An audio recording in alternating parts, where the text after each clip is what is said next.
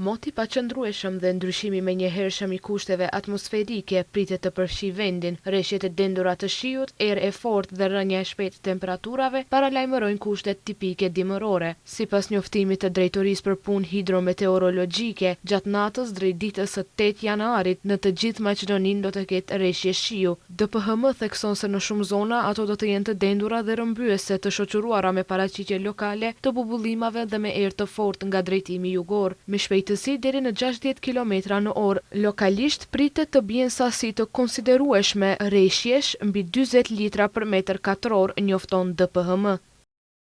Si pasojë e depërtimit të ajrit të ftohtë nga veriu sonte dhe gjatë natës, rreshjet e borës dhe mbulesa e dëborës në male do të shtohen dhe do të zgjerohen, ndërsa kufiri i borës do të ulet. Ulja e mëtejshme dhe e vazhdueshme e kufirit të borës do të ndodhë nga 8 janari, kur bora do të përfshijë më shumë pjesë të RMV-s. Ndërkaq, siç thon nga DPHM, në Shkup dhe rrethin gjithashtu priten rreshje të kohë pas kohshme shiu, her pas here më të dendura dhe rrëmbyese, të shoqëruara me erë të forcuar jugore dhe me kushte për paraqitje të rralla të bubullimave.